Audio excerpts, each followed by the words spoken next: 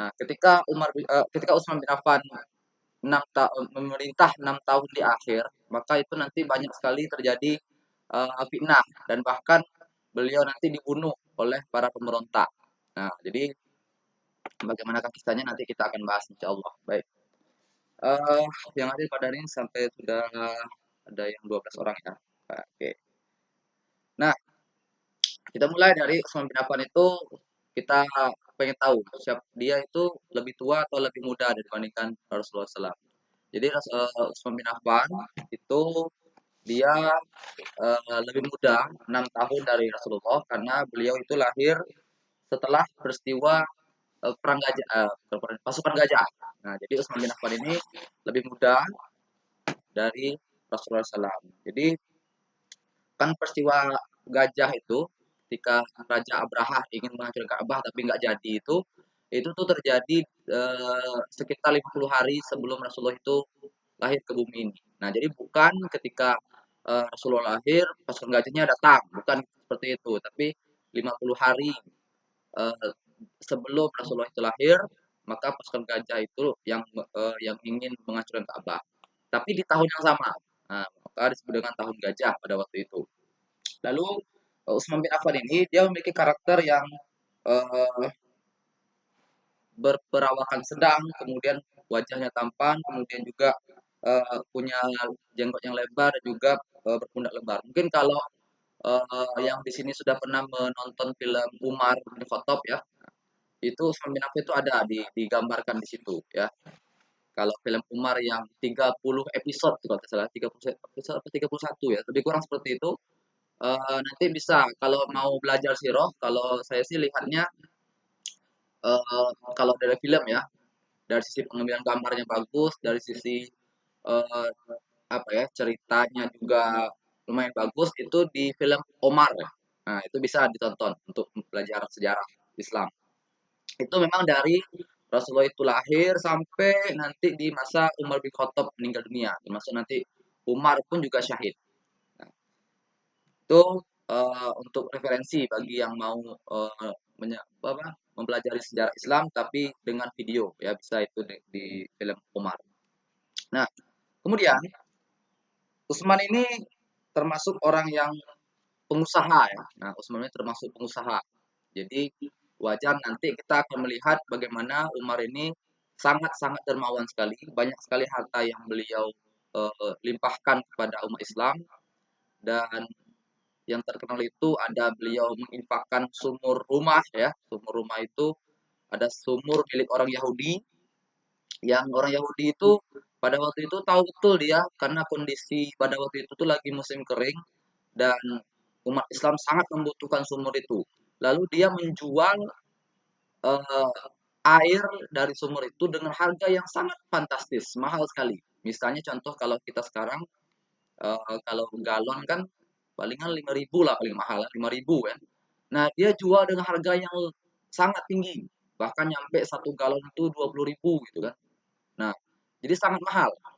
Maka kaum muslimin pada waktu itu mengeluh dengan apa yang dilakukan oleh orang Yahudi ini.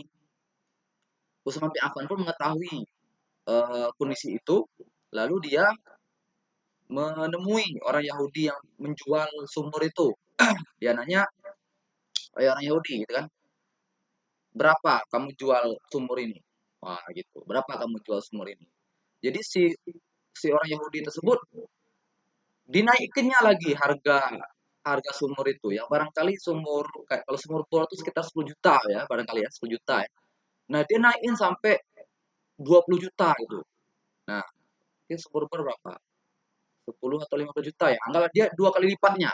Nah anggaplah sumur bor harganya 10 juta. Dia jual dengan harga 20 juta. Misalnya, ini misal. Nah maka pada waktu itu memang mahal betul. Maka Usman bernegosiasi dengan dia. Gimana kalau seandainya engkau jual sumur itu semuanya? Nah, dia bilang, oh saya nggak mau jual. Katanya. Dia tahu pula dia, saya nggak mau jual.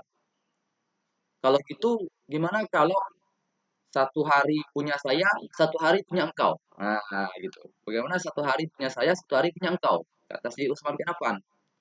Kalau karena orang Yahudi itu dia karena dia udah dapat untung yang banyak kan 20 juta tadi misalnya. Kemudian dia juga cuman dapat sehari saja, sedangkan dia juga masih dapat sumur itu. Oke, kata orang Yahudi. Akhirnya dijual, deal, akad. Lalu si orang Yahudi ini udah memberikan apa kesempatan kepada Utsman bin Affan untuk menggunakan sumur itu selama sehari. Dan Utsman bin Affan, apa yang dilakukan oleh Utsman bin Affan? Dia panggil semua kaum muslimin, kaum muslimin kumpul semuanya di sini. Ini adalah sumur milik saya, silakan kalian ambil sebanyak-banyaknya, ya. Sampai persediaan satu hari itu lengkap, penuh, sudah sudah cukup gitu. Maka kaum muslimin pada itu berlomba-lomba untuk mengambil air itu sebanyak-banyaknya. Ya, sampai menggunakan banyak timbangan air itu kan. Ya, karena cuma sehari ini jatahnya. Dan akhirnya sudah selesai sehari, ya. Keesokan harinya kan itu sumur itu milik orang Yahudi. Nah, dan ketika orang Yahudi itu duduk-duduk dekat sumur itu menunggu orang yang mau beli air di dekat sumur dia, ternyata nggak ada yang beli.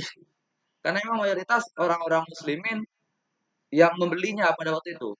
Nah, karena adanya sudah dibeli sama Utsman, jadi orang Yahudi itu nggak dapat untung. Barangkali besok mereka butuh. Dah, besoknya lagi itu sudah punya Utsman. Dikumpulkan lagi, ayo kamu sini, silakan kumpul-kumpul, ambil air ini. Diambil semua banyak-banyak gitu kan. Lalu dibawa pulang ke rumah, keesokan harinya milik orang Yahudi itu lagi. Dan orang Yahudi itu tetap tidak memiliki keuntungan karena nggak ada yang beli. Apa yang dilakukan sama orang Yahudi itu? Wah, bertemu sama orang sama Utsman. Ayo Utsman, wah ini nggak cocok seperti ini rundingan kita ini. Kenapa nggak cocok gitu?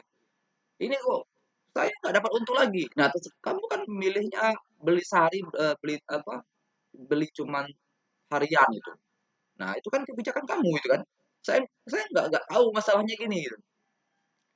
Nah, kalau gitu kata si orang Yahudi itu, gimana kalau kau jual saja gitu. Nah, kalau apa saya jual saja semuanya sumur ini.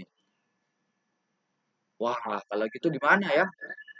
Nah, tapi ini katanya kata si orang itu, saya naikkan lagi harganya gitu kan. Karena ini udah milik engkau setiap hari ini. Mungkin selama ini cuma sehari saja. Nah, saya kasih kamu kesempatan setiap hari itu kamu boleh ambil air di sini. Maka saya naikkan lagi harganya, dinaikkan lagi sampai bahkan 30 juta. Nah, yang awalnya mungkin harga sumur itu 10 juta, dinaikkan jadi 3 kali lipat, 30 juta. Nah, tapi Utsman bin Affan ini dia sebelumnya itu Rasulullah sudah pernah bersabda gitu kan, barang siapa yang membeli sumur ini maka dia akan keselamatan bagi dunia dan akhiratnya. Nah, barang siapa yang membelikan sumur ini maka apa namanya memiliki dampak yang besar, memiliki pahala yang besar. Ayo silakan siapa yang beli. Nah, Utsman ini menangkap itu karena Rasulullah yang ngomong maka dia semangat juga untuk beli. Ya sudah nggak apa-apa, dia beli. Utsman pun beli dan akhirnya sumur itu sampai sekarang, ya sampai hari ini itu masih ada. Nah, ini bisa dicek di Google ya, sumur Utsman bin Affan. Nah, gitu dahsyatnya Utsman bin Affan dalam membagikan hartanya. Itu tentu jadi motivasi bagi kita ya. Apapun yang bisa kita lakukan untuk bisa memudahkan perjuangan dakwah Islam di masa sekarang, ya kita lakukan aja itu. Meskipun hanya uang sekitar 5.000 atau 10.000 itu barangkali memiliki dampak yang besar. Apalagi kalau kita seorang donatur tetap dari sebuah apa namanya tempat lembaga sosial ya. Nah itu dampaknya besar sekali. Gitu Utsman. Jadi Utsman bin Affan ini meraih surga itu dengan hartanya lebih banyak seperti itu. Ya kalau kalau di medan jihad kisahnya sedikit Utsman bin Affan kalau di medan jihad ya. Nah tapi kalau di ranah jihad harta Utsman ini banyak apa namanya sejarahnya. Kemudian lagi kisah yang lain itu adalah ketika Utsman bin Affan di perang Tabuk. Nah, ya di perang Tabuk ini juga juga cukup terkenal. Jadi perang Tabuk itu adalah perang melawan orang Yahudi, orang Romawi ya, orang Romawi. Orang Romawi itu pada waktu itu adalah negara terkuat di dunia pada waktu itu. Nah, jadi ada dua ya, ada negara Romawi, ada negara Persia. Di perang Tabuk ini melawan orang Romawi. Dan pasukan mereka itu sangat-sangat banyak sekali sekali sampai 200-an ribu pasukan. Nah, dan ketika peperangan itu terjadi di masa di mana lagi musim panas, ya, kemudian jarak tempuh dari Madinah ke Tabuk itu sangat jauh sekali. tentu membutuhkan harta yang banyak, membutuhkan amunisi perang yang banyak untuk bisa mencapai ke sana. Nah, sementara orang Romawi ini mereka sudah siap dengan pasukan yang sangat dahsyat. Maka Rasulullah pada waktu itu langsung menyampaikan kepada kaum muslimin, "Wahai kaum muslimin, berinfaklah, kita akan berangkat ke Tabuk untuk memerangi orang-orang yang memusuhi Islam." Nah, maka pada waktu itu Rasulullah tahu betul kondisi umat Islam karena lagi musim kering, mereka tuh juga membutuhkan uang pada waktu itu. Tapi karena Rasulullah yang mengatakan seperti itu, maka berlomba-lombalah orang untuk berinfak seadanya, seadanya. Nah, kalau yang pertama kali menginfakkan hartanya itu namanya adalah Utsman bin Affan. Salah, Abu Bakar As-Siddiq. Nah, jadi Abu Bakar As-Siddiq itu dia membawa semua harta yang dia punya pada waktu itu ya sebanyak 4.000 dirham. Nah, kalau kalau dirham itu berapa rupiah ya? Nah, nanti bisa cek di Google ya. Nah, sebanyak 4.000 dirham dikasihnya semuanya. Jadi pada waktu itu Rasulullah bertanya sama Abu Bakar As-Siddiq, "Wahai Abu Bakar, kamu masih semuanya nih?" "Iya." "Lalu engkau tinggalkan untuk istri dan anakmu apa?" Maka katanya Abu Bakar As-Siddiq adalah Allah dan Rasulnya. Wah, ini tentu menjadi motivasi awal nih. Satu orang pertama saja udah nginfakin semua harta, maka orang-orang yang lain itu jadi termotivasi. Wah, Abu Bakar aja seperti itu. Nah, Abu Bakar ini memang pelopor dia, terdepan dia, ya, yang membuat orang terinspirasi bergerak besar itu karena dia banyak memberikan harta itu. Maka nanti Umar bin Khattab datang juga membawa setengah dari harta yang dimilikinya. Kemudian juga datang lagi Abdurrahman bin Auf memberikan hartanya juga. Kemudian juga masih banyak lagi yang lain. Ada juga Tolhah bin Ubaidillah ya, kemudian juga ada Abbas bin Abdul Muthalib itu memberikan harta-harta mereka. Nah, kemudian ada juga nih ada seorang ibu-ibu ya namanya Ummu Sinan al-Asadiyah. Dia mengatakan bahwasanya aku melihat selembar kain yang terbentang di hadapan Nabi di rumah Aisyah penuh berisi gelang tangan ya, kaki dari tanduk dan gading, kemudian juga gelang bahu dan gelang kaki, anting-anting, cincin. Artinya harta perhiasan ibu-ibu itu juga ditampung sama Rasulullah SAW. Waktu itu di rumah Aisyah. Nah, apa kata Ummu Sinan? Kain itu sampai penuh ya, karena dikumpulkan oleh para emak-emak tadi ingin berhinfak juga. Nah, ini semangat mereka untuk membela atau berjuang untuk agama Allah itu dengan menggunakan harta itu besar sekali. Nah, itu yang barangkali kita agak sedikit di zaman sekarang ya. Kalau kalaupun ada, ya hanya beberapa orang saja. Nah, tapi perlu kita membiasakan diri. Nah, kemudian ada juga nih si namanya Abu Akil. Nah, Abu Akil ini apa? Dia datang itu cuma bawa satu sak kurma. Satu sak kurma itu ya kayak satu asoy lah barangkali ya, satu plastik gitu. Cuma itu aja yang dia kasihnya. Dan itu pun kurma gitu. Ya, orang kan mungkin harta bisa dijual dan dia Abu Akil ini membawa satu sak itu.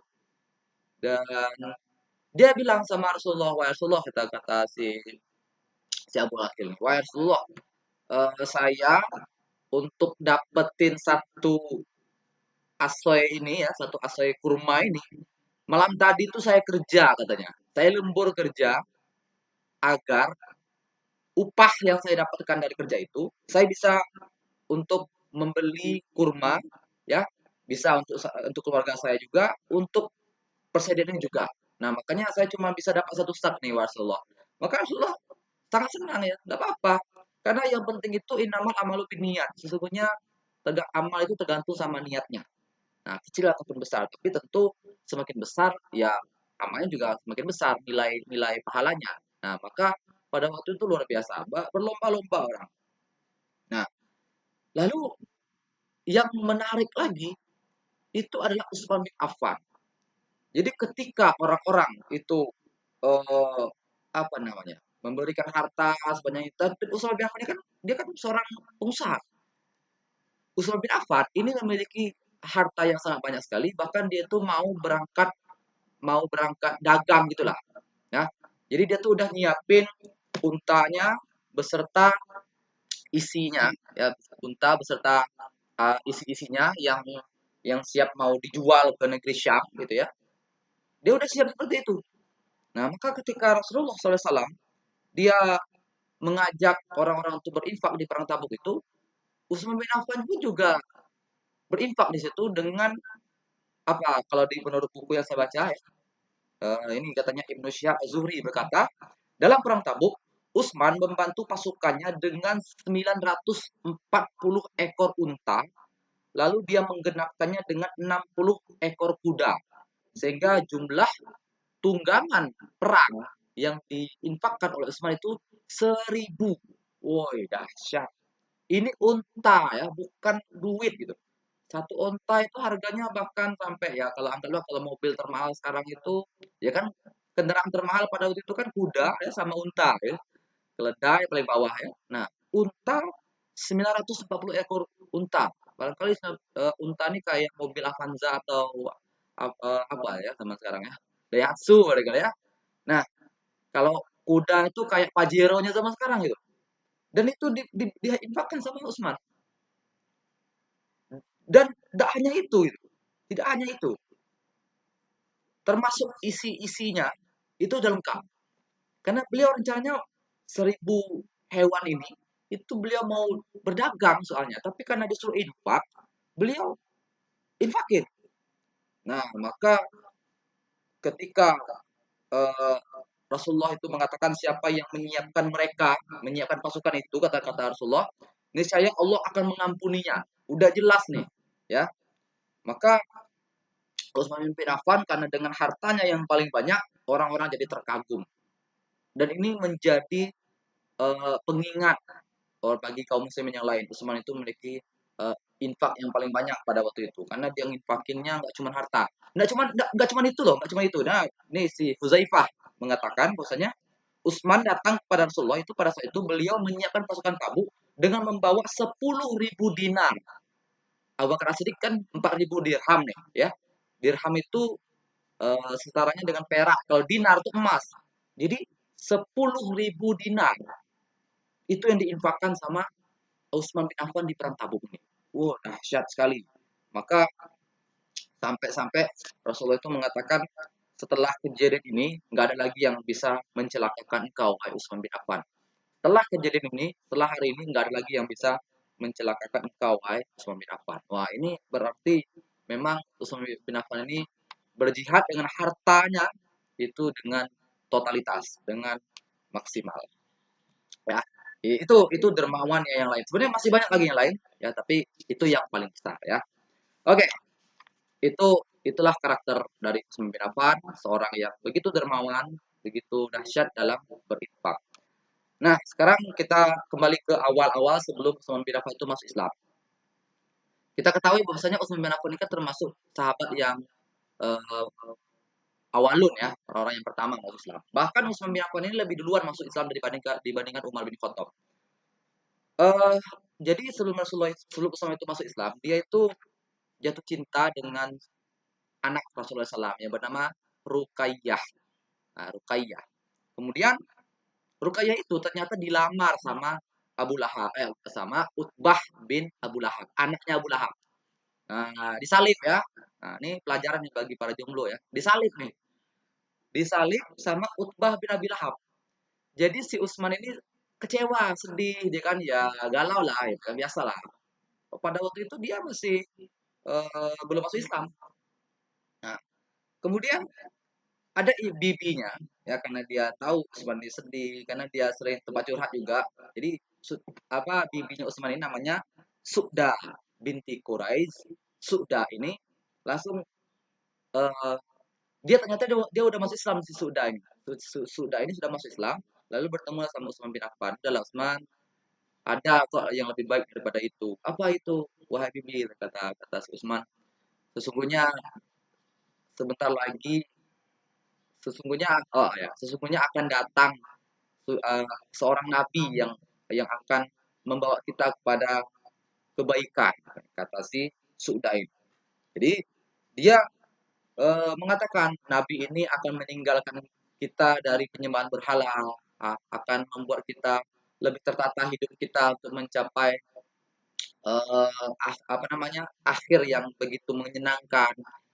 Nanti akan datang nabi itu. Nah, maka si Utsman bin Affan ini penasaran kan dengan apa yang diucapkan sama Sudain tadi. Lalu dia mencari-cari tahu dan kebetulan Utsman bin Affan ini sudah berteman dengan Abu Bakar karena sama-sama pengusaha. Lalu bertemulah dia dengan Abu Bakar As-Siddiq. Nah, jadi ini Utsman bercerita kalau dalam buku ini ini ya, saya bacanya buku ini ya. Nih, sebenarnya covernya beda-beda, ada juga cover yang lain, tapi sama nih, penulisnya sama, yaitu Syekh Mahmud Al-Misri. Nanti bisa dicek kalau mau baca. Dia ada 4 jilid. Nah, tebal ini ya. Ini jilid ke berapa nih? Keempat. Nah, tebal ini, nah termasuk ini. Nah, jadi tebal inilah buku. Nah, saya sudah baca semua nih. Nah, ini luar biasa kan, tebal ini. Dan rencananya itu mau dibagikan semua nih ke kita.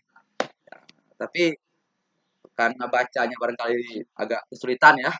Nah, jadi saya yang bacain, yang penting-penting baru saya sampaikan di sini. Nah, itu untungnya kita yang hadir pada agenda Long Zero itu.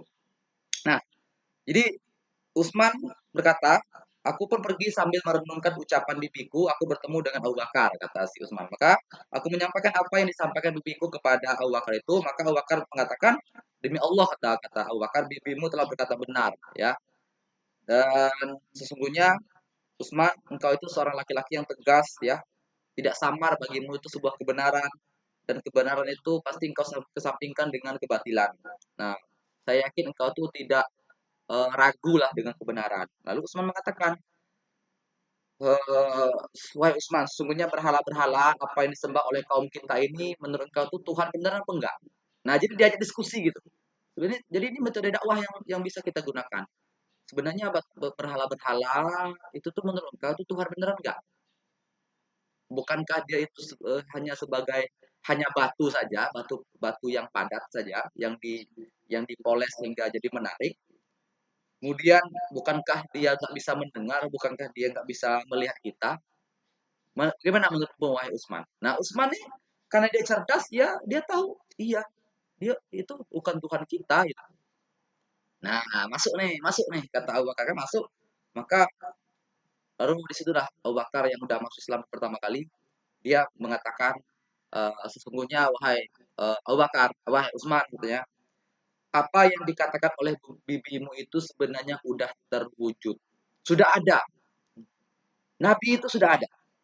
Allah telah mengutus Rasulnya, ya, yang telah dinanti-nantikan oleh orang Yahudi, Nasrani, kaum muslimin.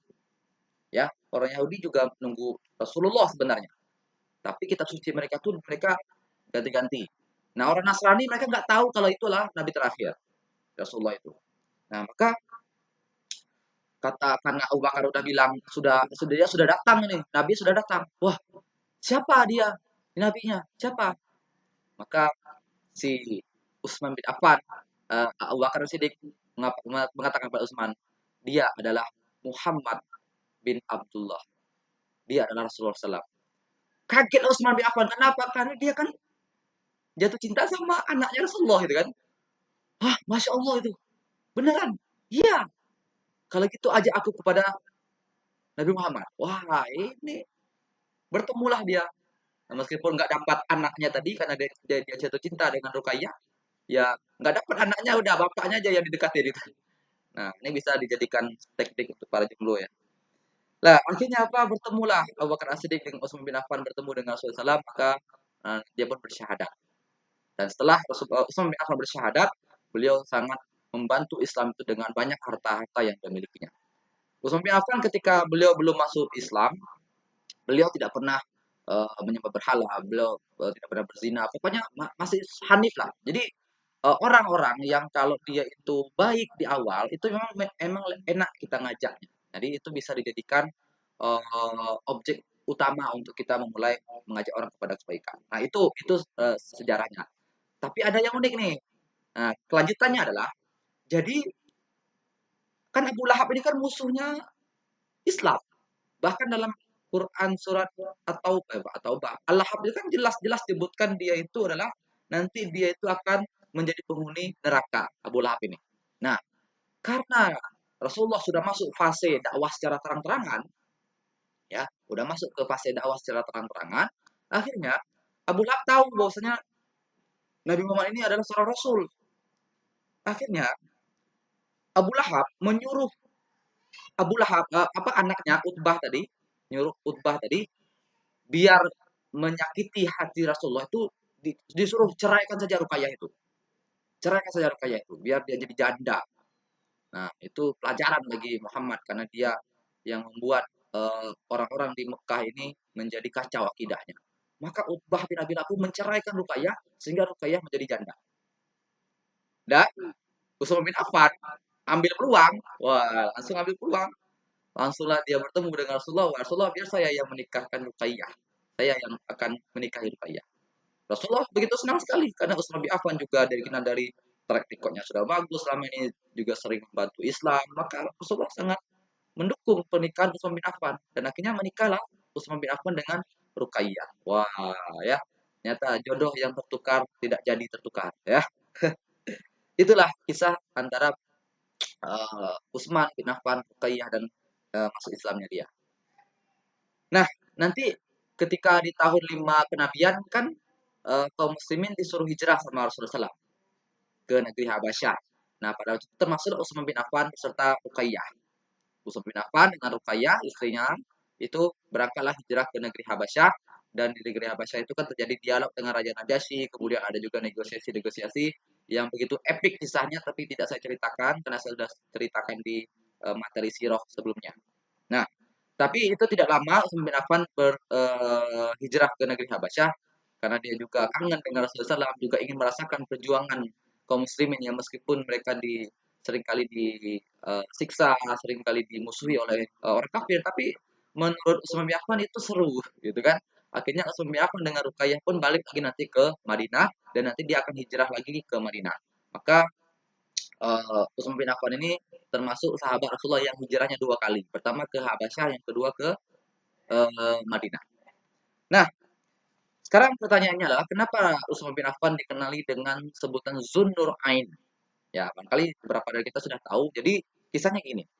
Pada waktu Rasulullah SAW memerintahkan kaum muslimin untuk berangkat ke medan perang, perang Badar. Nah, perang Badar ini kan perang pertama, perang besar pertama kaum muslimin dalam rangka untuk memergoki, untuk menahan pasukan Abu Sufyan yang membawa harta kaum muslimin yang ditinggalkan pada saat mereka hijrah.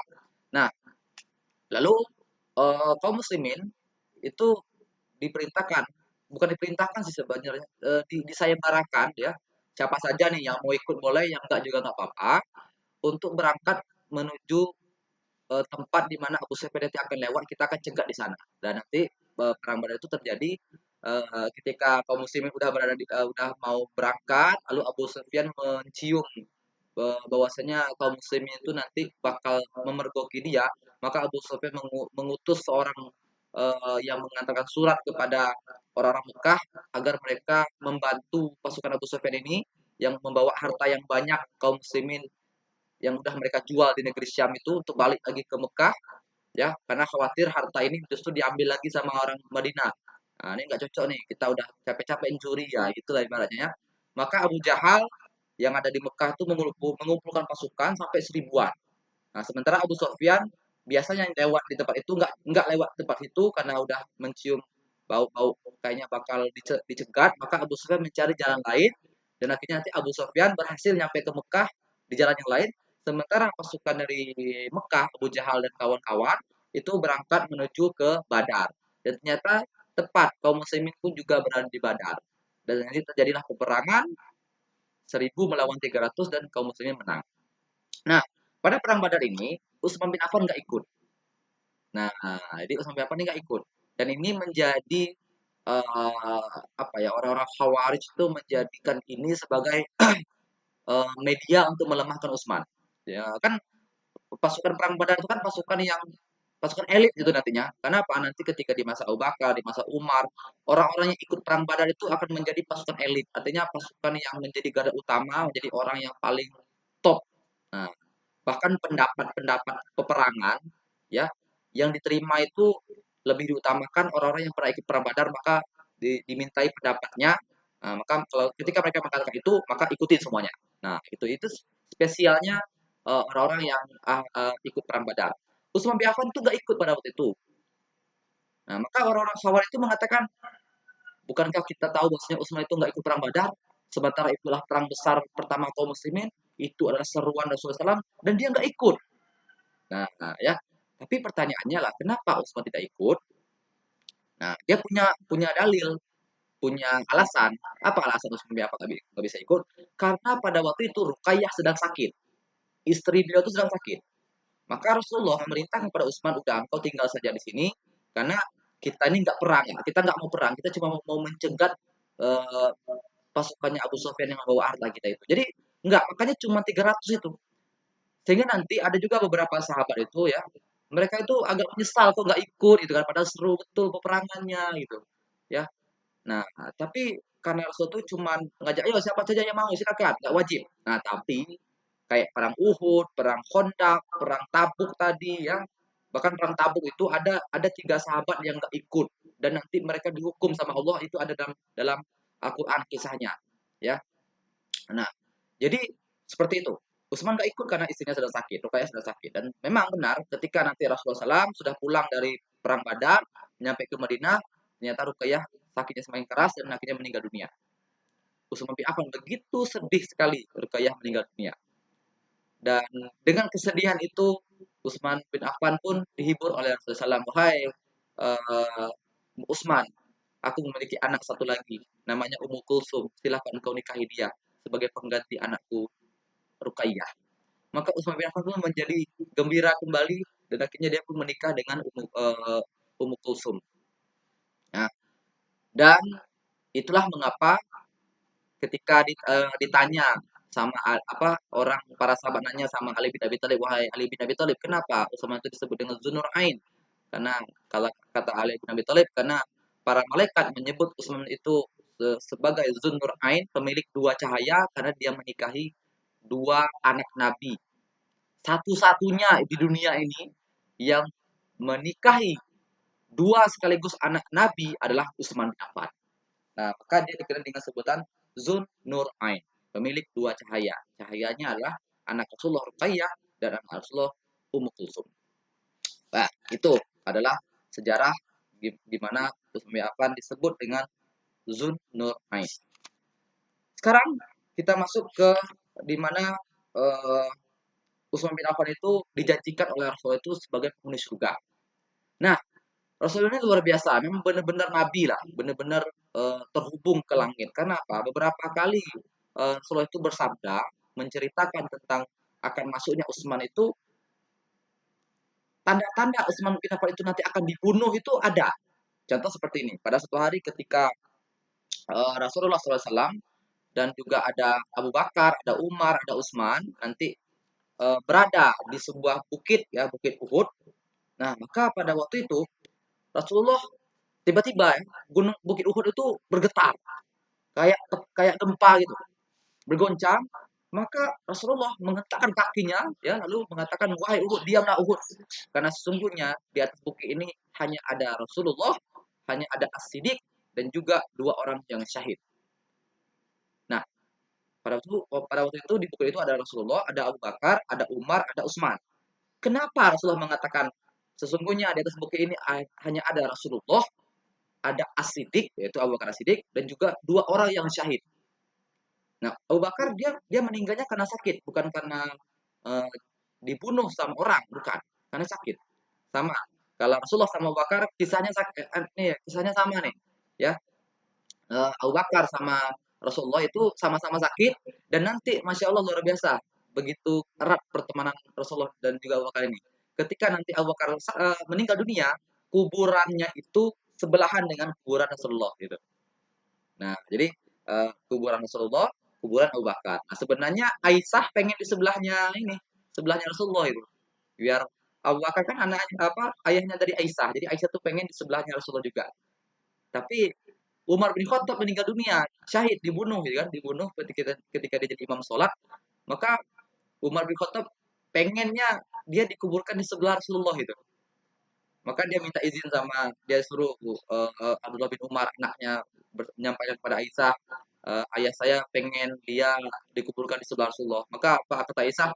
Ya saya sebenarnya pengen sudah niat saya tuh pengennya di sebelah Rasulullah, tapi karena Umar yang minta, saya tahu Umar itu seperti apa, ya kan, saya mengikhlaskan. Akhirnya apa? Umar bin Khattab ketika dia meninggal nanti dia dikuburkan di sebelah Rasulullah SAW. Jadi ini Abu Bakar sama Umar luar biasa.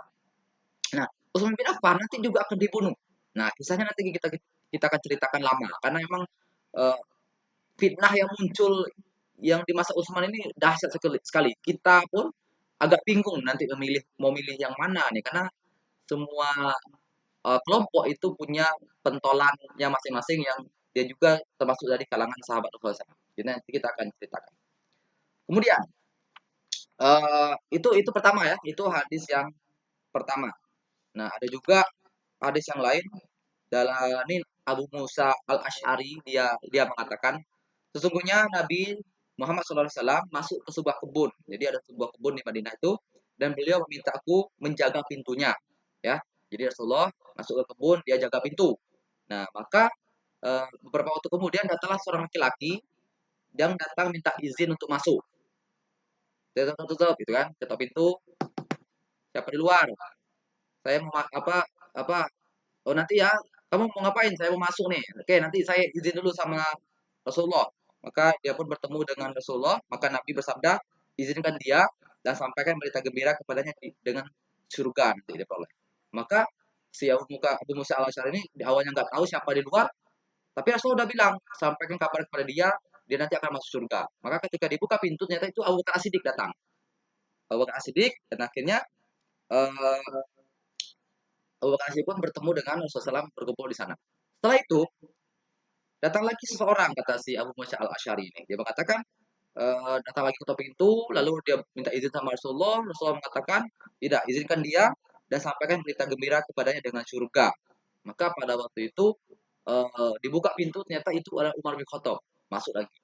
Tutup lagi pintu. Nah, kemudian datang lagi seorang laki-laki meminta izin untuk masuk. Maka Nabi Muhammad SAW diam sesaat, ya, diam sesaat. Kemudian dia berkata, izinkan dia masuk dan sampaikan berita gembira kepadanya dengan surga atas ujian yang menimpanya. Ada kata yang ada tambahan kalimat itu. Yang lain itu berikan kabar gembira dia tuh surga, sedangkan Utsman beda.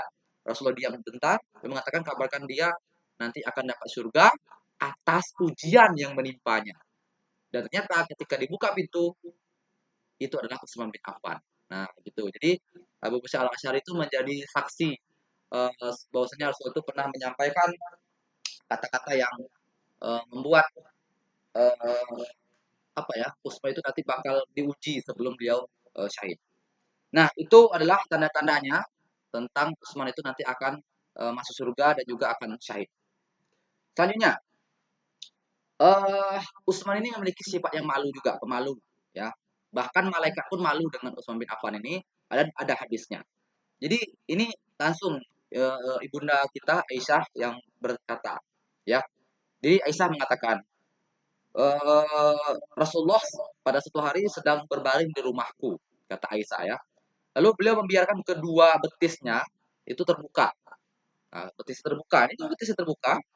Lalu Abu Bakar datang minta izin kepada Nabi untuk masuk ke rumah. Ya, karena jelas Abu Bakar ini adalah ayah dari Aisyah, maka dia tetap izin dulu dia, tetap izin gitu. Meskipun dia itu rumah anaknya sendiri. Ini kan luar biasa Abu Bakar Siddiq. Maka Rasulullah pun memberikan izin kepada Abu Bakar untuk masuk. Nah, dan posisi Rasulullah itu masih seperti itu. Betisnya nampak itu. Betisnya nampak. Lalu beberapa waktu kemudian datang lagi seorang lelaki yaitu Umar bin Khattab minta izin untuk masuk. Lalu dia izinkan dan Rasulullah masih posisi seperti itu. Masih nyender dengan kaki yang berselonjor gitu ya, betisnya nampak. Kemudian ketika Rasulullah SAW, ketika pada waktu itu ada lagi seorang yang masuk itu Utsman bin Affan, dia minta izin mau masuk, maka Rasulullah awalnya tadi santai gini ya, tiba-tiba langsung memperbaiki bajunya dan betisnya ditutupin gitu. Dan ketika itu Utsman pun masuk. Aisyah kan melihat ini kok ada yang aneh, kok bisa seperti itu gitu kan. Maka setelah mereka berbincang-bincang, mereka pulang, Aisyah nanya sama Rasulullah, "Wahai Rasulullah," gitu kan, "ketika Abu Bakar masuk, engkau tidak mengubah keadaanmu. Engkau biasa saja gitu. Ketika Umar masuk, engkau pun juga demikian. Nah, tapi ketika Utsman datang, kenapa engkau justru duduk dengan bagus lalu merapikan pakaianmu, ya, nutupin betis tadi? Maka apa kata Rasulullah? Apakah tidak pantas bagiku untuk malu kepada seorang laki-laki di mana para malaikat pun malu kepadanya? Wah, gitu. Apakah pantas bagiku, tidak pantas bagiku untuk malu kepada seorang laki-laki di mana para malaikat pun malu kepada dia? Nah, ini artinya keutamaan dari Utsman bin Affan itu, dia seorang pemalu rupanya. Nah, jadi malu itu bagus, tapi malu untuk berbuat keburukan. Nah, jadi jangan bilang malu-maluin itu adalah ibadah juga, enggak ya. Ini malu berbuat yang maksiat. Nah, itu ya, yang dimaksud. Ya, kemudian bahkan juga dalam sebuah riwayat yang lainnya, Aisyah berkata, "Ya Rasulullah, mengapa aku tidak melihatmu terkejut dengan kedatangan Abu Bakar As-Siddiq dan Umar, sebagaimana engkau terkejut dengan kedatangan Utsman?" Maka Rasulullah menjawab, "Sesungguhnya Utsman adalah laki-laki pemalu, dan sesungguhnya aku khawatir jika aku memberikannya izin sementara keadaanku seperti itu, maka dia tidak mau menyampaikan keperluannya kepadaku." Ya, ketika Rasulullah lagi ya, nyender gitu, dengan kakinya yang selonjoran, nanti Utsman bin Affan datang, dia mungkin malu, nggak berani menyampaikan itu kan. Oh, kayaknya Rasul sedang sedang capek gitu kan. Nah, jadi Usman itu peka betul ya. Nah, seperti itu. Kemudian Rasulullah juga pernah bersabda de- disebutkan maksudnya Usman adalah umatku yang paling pemalu. Nah, gitu. Lalu uh, Utsman bin Affan ya, ini dia mengatakan bahwasanya dia tidak pernah tangan kanannya itu tidak pernah digunakan untuk mohon maaf memegang kemaluannya setelah dia itu berbaiat kepada Rasulullah SAW. Nah, jadi apa namanya, adab dia, diri dia pada bertemu dengan Rasulullah itu begitu sampai sampai segitunya. Nah, dan ini dari segi ini ya, dari segi adab ya. Nah, dari segi ibadah, dari segi ibadahnya luar biasa lagi nih. Ada seorang berkata, ini diriwayatkan oleh Ibnu Mubarak ya, dan ini sahih. Abdurrahman bin Utsman At-Taimi dia berkata, eh, aku berkata kata-kata si Abdurrahman bin Utsman tadi, malam ini aku harus mendapatkan tempat tersebut, maka aku pun bersegera ke sana. Nah, ketika aku sedang berdiri sholat, ini dia mau ini nih, dia mau ke masjid ya, Masjid Nabawi, maka dia pengen dapatin tempat yang paling depan seperti itu ibaratnya. Nah, maka pada waktu itu aku pun bersegera ke sana kata Abdurrahman bin Utsman ini. Akhirnya setelah itu ketika aku sedang berdiri sholat, tiba-tiba ada seorang laki-laki datang meletakkan tangannya di pundakku. Aku melihatnya ternyata dia adalah Utsman bin Affan. Nah, pada saat itu dia adalah seorang khalifah, udah jadi presiden ini. Maka aku minggir dari tempat berdiriku itu, dia dia dia dia ngambil tempat ini, tempat imam, ya. Ya berdiri, berdiri dia karena kan pada waktu itu kalau kalau zaman dulu seorang khalifah itu adalah imam sholat. Nah, maka ketika Rasulullah itu hidup pun juga seperti itu. Ketika Rasulullah itu ada, maka imam sholat itu Rasulullah terus itu. Bahkan sampai ketika Rasulullah sakit, para sahabat tuh nunggu dulu Rasulullah apakah datang atau enggak, bisa apakah bisa menjadi imam atau enggak. Itu tunggu lama betul itu. Sampai-sampai Rasulullah mengatakan, Abu Bakar, engkau diamanahkan menjadi imam. Maka disitulah Abu Bakar menjadi imam pertama kali. Selama ini mungkin nggak pernah, karena Rasulullah masih ada. Nah, ini sebenarnya uh, Islam mengajarkan kita kalau presiden, bupati, gubernur itu dia yang menjadi imam sholat pada waktu ketika sedang sholat.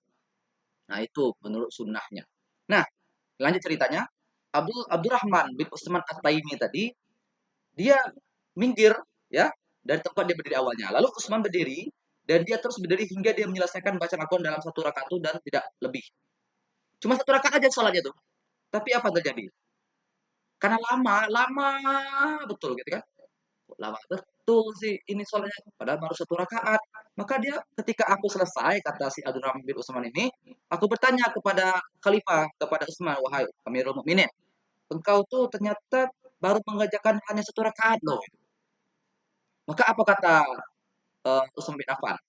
Iya benar, itu adalah witir saya katanya.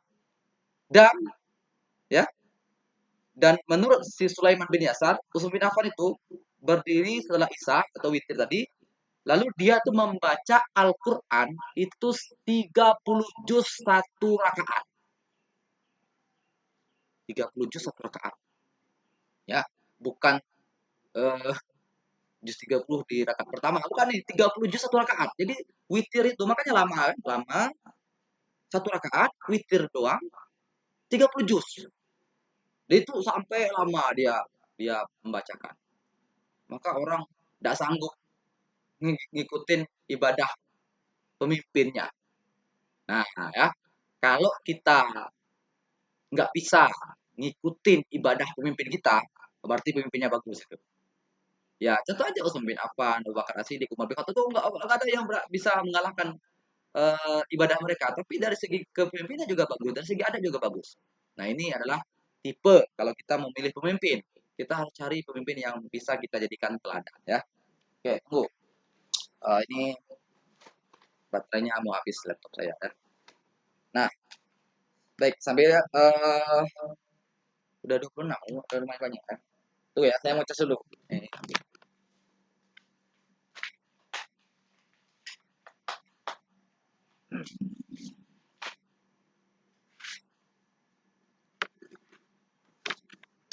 Oke, baik. Kita lanjut ya. Tadi adalah tentang bagaimana ibadahnya Utsman bin Affan. Sebenarnya masih banyak lagi yang lain ya, tapi kita singkat-singkat saja.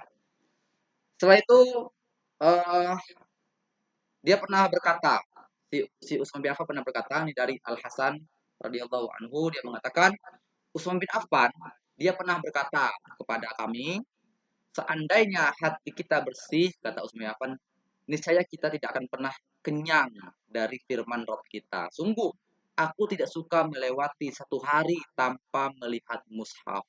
Artinya, Utsman bin Affan tidak pernah meninggalkan tilawah. Masya Allah. Ini kan berat sekali ya. Saya aja agak sulit nih untuk satu hari tidak meninggalkan mushaf. Dan Utsman seperti itu. Padahal dia masih seorang pemimpin, termasuk seorang presiden. Sibuk tentu. Tapi apa kata Utsman? Aku tidak suka melewati satu hari tanpa melihat mushaf. Luar biasa. Ini bisa menjadi teladan bagi kita ya. Bisa menjadi motivasi bagi kita.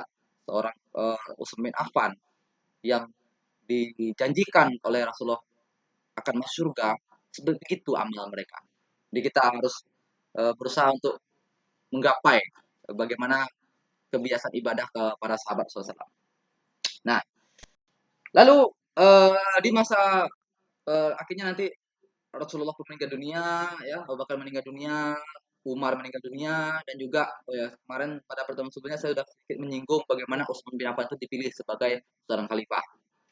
Jadi ketika Umar bin Khattab setelah ditusuk oleh Abu Lu'lu'ah ya, maka darahnya keluar begitu banyak sekali dan para sahabat pun mengkhawatirkan akan nyawa Umar bin Khattab. Akhirnya Umar bin Khattab itu membuat sebuah forum atau majelis syuro yang berisikan 6 orang ya, dan 6 orang inilah semuanya orang yang dijamin masuk surga. Kan ada 10 sahabat yang dijamin masuk surga, yaitu Abu Bakar, Umar, Utsman, Ali, Tolhah bin Ubaidillah, Zubair bin Awam, Sa'ad bin Abi Waqqas, Abdurrahman bin Auf, eh, Abu Ubaidah bin Al-Jarrah, dan Said bin Zaid. 10 orang nih.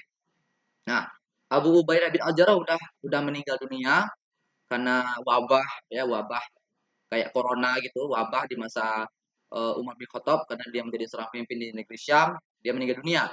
Kemudian Said bin Zaid dia nggak masuk ke majelis syuro karena si apa namanya Said bin Zaid ini termasuk keluarga Umar. Umar nggak mau ada lagi dari keluarga dia itu yang menjadi pemimpin. Maka itu wasiat Umar. Saya nggak mau lagi setelah saya meninggal dunia ini ada dari keluarga saya yang menjadi seorang pemimpin. Nah, ini kan tentu berbanding terbalik dengan di Indonesia. Nah, aku juga seperti itu. Masa setiap pemilu itu anaknya lagi, kakeknya, apa cucunya, iparnya masuk semua itu. Kalau kalau Omar justru kebalikannya. Jangan ada lagi setelah saya meninggal dunia ini ada yang menjadi khalifah. Nah, maka Said bin Zaid karena Said bin Zaid ini adalah menantu Umar ya, karena Said bin Zaid ini menikah dengan Fatimah, bukan menantu sih ya, kayak kayak keluarga gitulah. Karena apa? Said bin Zaid ini adalah suami dari Fatimah. Fatimah itulah adik kandungnya Umar. Nah, jadi apa namanya nih? Kayak sepupuan gitu ya. Nah, seperti itulah. Maka 8. Nah, kalau Abu Bakar kan udah meninggal, ya. Umar tuh udah meninggal lagi. Nah, tinggal 6 orang ini. Nah, 6 orang ini orang yang dijamin masuk surga. Nah, maka 6 orang ini adalah majelis syuro yang diputuskan atau dipilih oleh Umar bin Khattab untuk berdiskusi. Silakan kalian syuro selama 3 hari untuk memutuskan siapa yang akan menjadi penerus aku. Nah, 3 hari itu selama 3 hari itu kan Umar nggak mungkin lagi dia memimpin untuk imam sebagai imam sholat kan, karena dia sudah banyak darah yang keluar, banyak darah yang keluar dari tubuh dia sehingga dia kekurangan darahnya dan tidak bisa sanggup lagi untuk menjadi imam sholat. Maka apakah kaum muslimin apa namanya? Udah nih kayaknya Utsman cocok nih, bakal jadi pemimpin kita nih. Dia langsung enggak. Tapi dia meminta dulu pendapat Umar.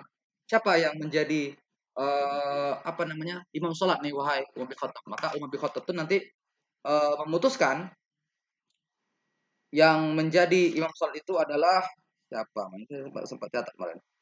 Ah nih, Syuhaib Sinan Ar-Rumi ya. Suhaib bin Sinan Ar-Rumi. Suhaib bin Sinan Ar-Rumi ini termasuk sahabat Rasulullah di awal-awal dulu. Tapi kalau nanti kita akan ceritakan di masa-masa nanti ketika sahabat dia judulnya nanti kita ceritakan karena dia unik juga nih. Dia mau hijrah ditodong sama orang kafir dan dia udah kamu mau harta saya ambil aja semuanya yang penting saya bebas gitu. Nah, maka Umar bin Khattab memutus, nah Suhaib bin Arum inilah yang jadi imam salat, tapi dia tidak masuk majelis syuro kan, berarti 6 orang itulah pilih siapa yang cocok untuk jadi pemimpin setelah Umar bin Khattab meninggal dunia.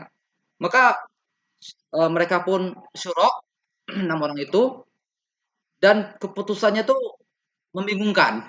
Kan 6 orang nih. Si Tolhah, Tolhah memilih Utsman, Zubair memilih Ali, si Sa'ad bin Abi Waqqas memilih Abdurrahman bin Auf. Nggak ketemu itu. Nggak ketemu. Suaranya imbang.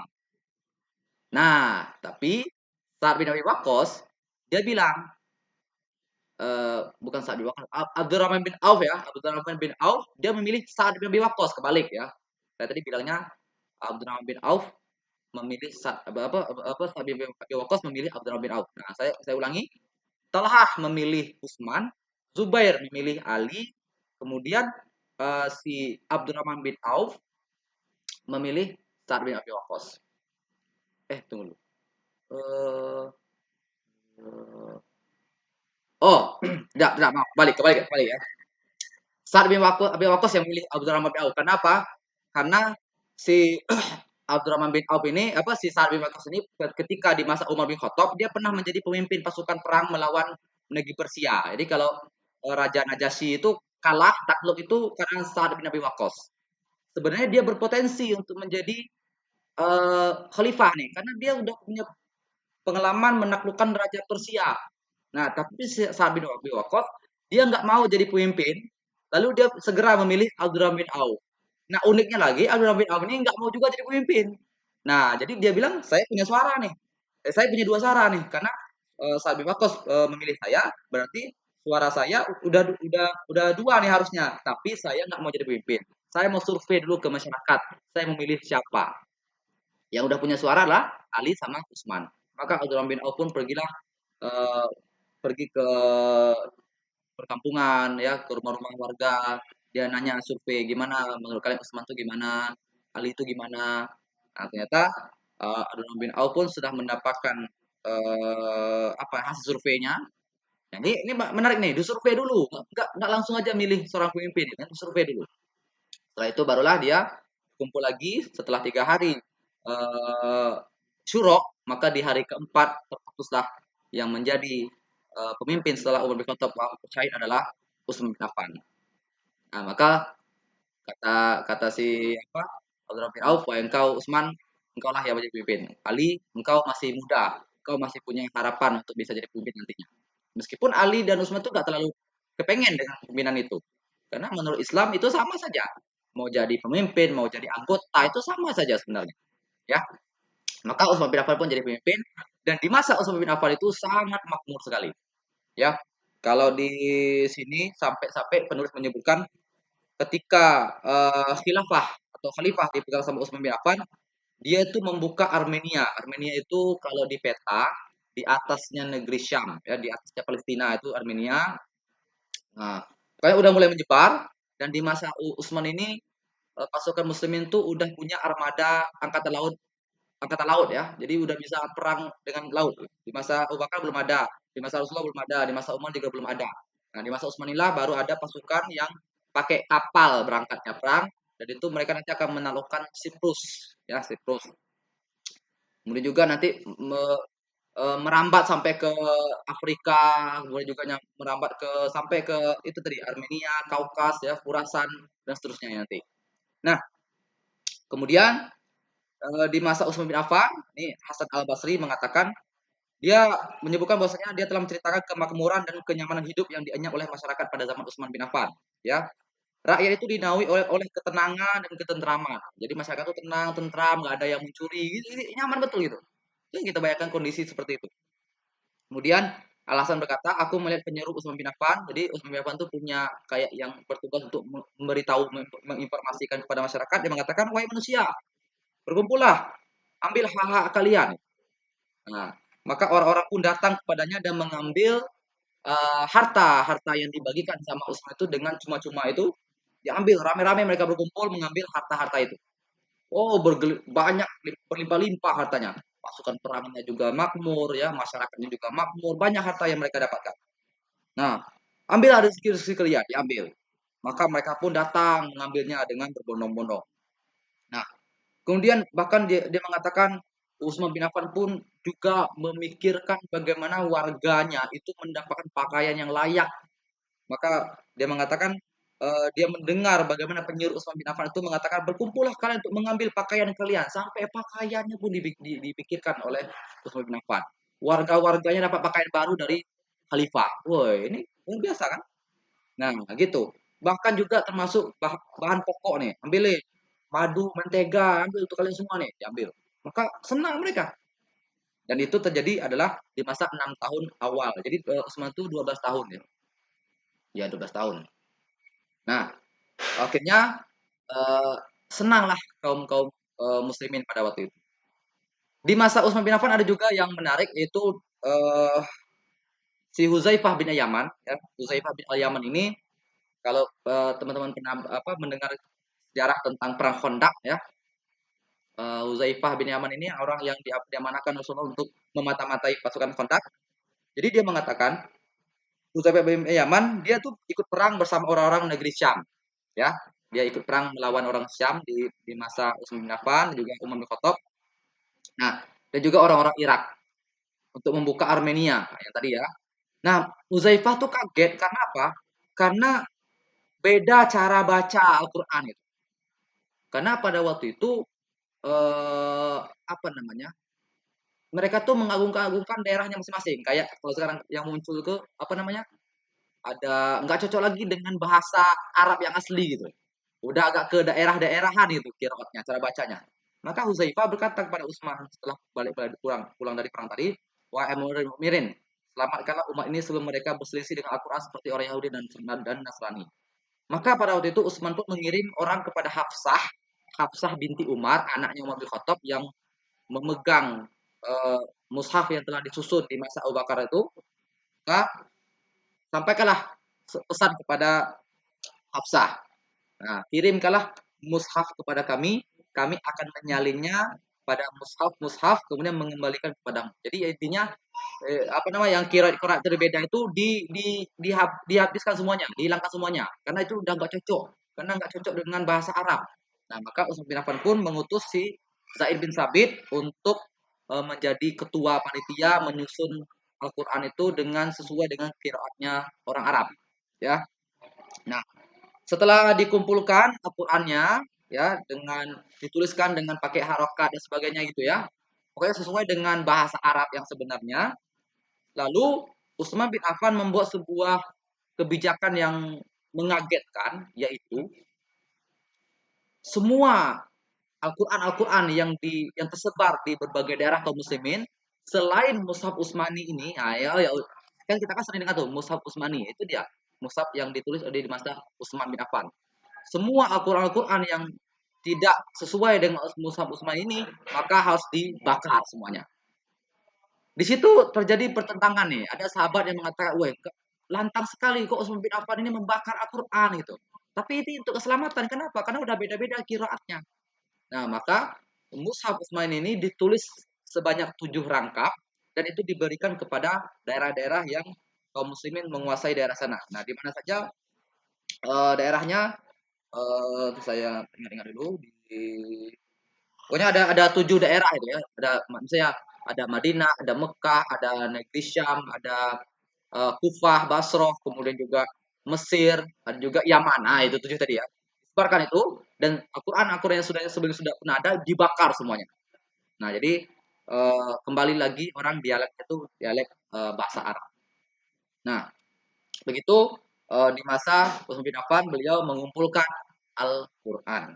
Ya, sebenarnya Al-Quran kan pernah juga dikumpulkan dulu kan di pelepah kurma, apa di tulang-tulang, di kulit-kulit unta kan itu di masa Abu Bakar As-Siddiq. Nah, dikumpulkan jadi satu. Nah, tapi satu itu kan disalin, disebarkan, tapi nggak punya harokat itu, nggak punya harokat.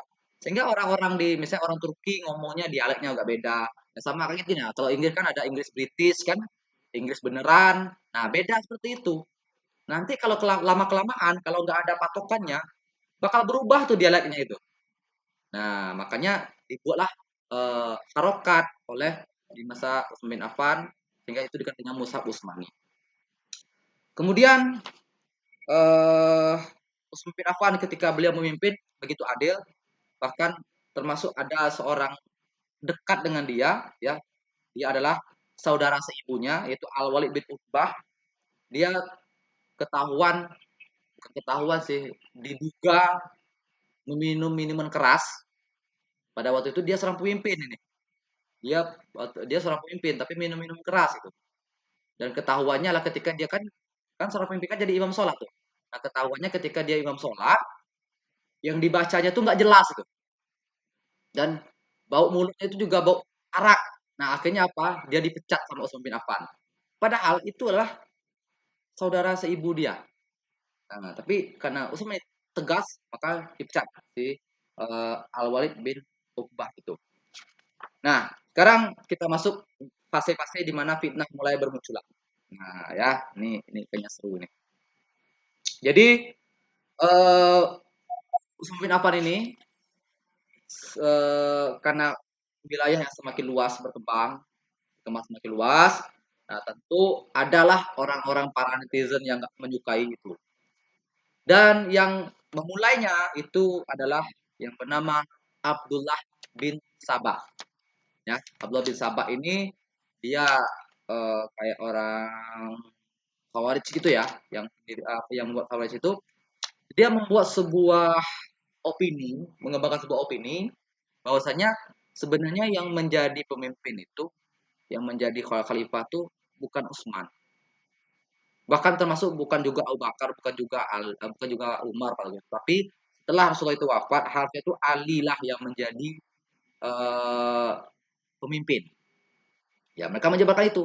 Kenapa? Karena Ali paling dekat ke keluarganya. Jadi mereka tuh pengen sistem itu kayak sistem kerajaan itu ya, dekat, keluarga dekat. Tapi Islam tidak seperti itu. Islam itu dia siapa yang paling berpotensi, dialah yang menjadi pemimpin.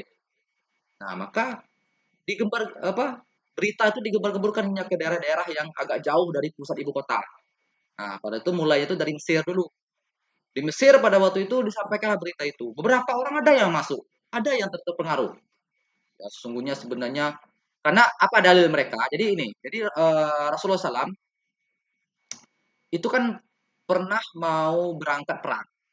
Pernah mau berangkat perang, saya lupa perangnya perang apa waktu itu ya. Kayaknya mudah sekali.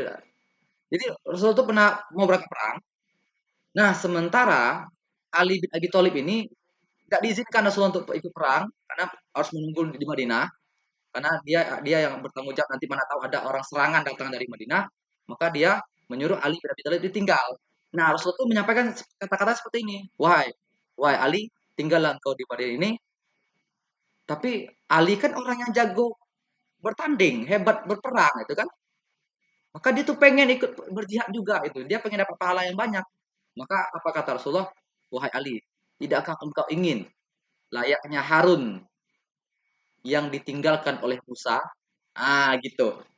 Oh, Abdullah bin Sabah ini menggunakan dalil itu. Berarti sebenarnya setelah Nabi Musa jadi nabi kan Harun kawan dia itu. Berarti Ali ini juga nabi gitu. Setidaknya kalau bukan nabi dia itu pemimpin yang cocok itu. Nah, maka Rasulullah dia ngomong seperti itu jadi dalil. Bukankah engkau tidak ingin bagaimana kedudukan engkau seperti Harun di sisi Musa? Nah, akhirnya itulah mereka gembor-gemborkan itu opininya berkembanglah di Mesir berkembang itu kan, tapi nanti ketahuan sama pemimpinnya itu Amr bin As ya. Nah, Amr bin As ini nggak suka dia seperti itu, maka nanti diusir orang-orang itu dan mereka tetap mencari orang-orang pengikut. Nanti pergilah ke Kufah, Basrah, nah, itu daerah-daerah Irak situ ya. Nah, ternyata ada pengikutnya, ada pengikutnya. Dan ketika mereka mengikuti, tentu mereka akan menghancurkan Islam itu dari dalam. Dikembangkanlah opini di mana Usman bin Affan tuh nggak berhak menjadi pemimpin ya, dan banyak lagi tuduhan-tuduhannya. Nah, ini beberapa tuduhan yang dituduhkan kepada Usman bin Affan. Pertama, dia mengatakan bahwasanya sesungguhnya Utsman tidak menegakkan kisos atas Ubaidillah bin Umar. Nah, ya. Kenapa? Kenapa pada waktu itu Ubaidillah bin Umar bin Khattab anaknya Umar ini pada waktu itu dia membunuh seseorang tapi nggak dikisos.